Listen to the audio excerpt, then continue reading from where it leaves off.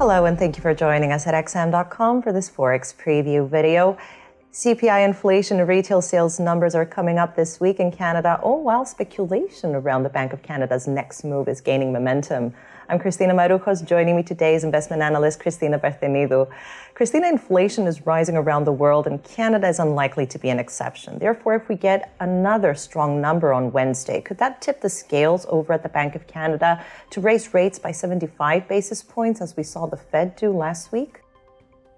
Hi, Christina. Indeed, inflation is not peaking yet. Several countries have already reported stronger growth in consumer prices in May, including the US and Europe, despite expectations for a slowdown. That suggested that rate increases so far have been inefficient, and central banks need to take a tighter approach to cool inflation. Well, the blame is not only on supply factors, actually, like the war in Ukraine and the consequences of the pandemic in supply chains, but the demand side seems to have become an important inflation driver. For example, consumption in Canada is still robust, and the labor market is very tight. The unemployment rate is at a record low. That will probably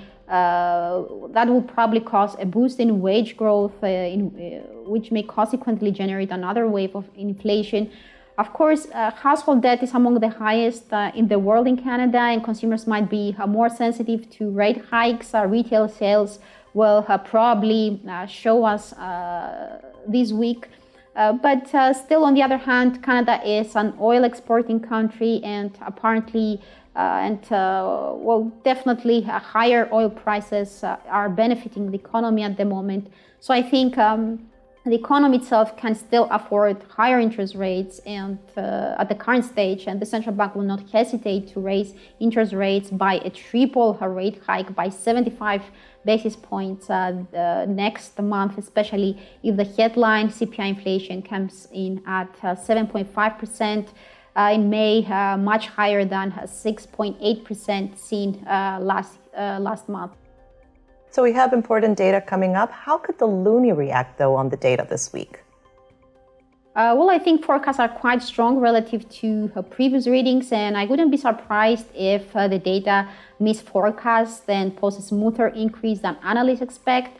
Nevertheless, that will still be another higher high in inflation, and the triple quarter percentage rate hike is already fully priced in. So unless the data come in much stronger than expected, the Canadian dollar could remain on the sidelines against the US dollar. But the real question here is what will happen in the currency during the next months, because if the Bank of Canada delivers a triple rate hike in July, then the level of interest rates will almost equal those in the US. In other words, monetary divergence, which has been a key trigger of volatility in FX markets over the past year, will be eliminated between the US and Canada. And the next challenge will be September's FOMC meeting. So unless oil prices resume their uptrend, the Loonie might have a tough time in gaining ground against the US dollar. Well, for now, dollar Loonie is facing resistance between 1.3026 and 1.3075.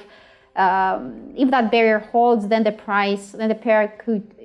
If that barrier holds and the price crosses below 1.2975 as well, then the pair will continue lower to 1.2859. Otherwise, a sustainable move above the 1.3026 ceiling could stage the next bullish round in the market.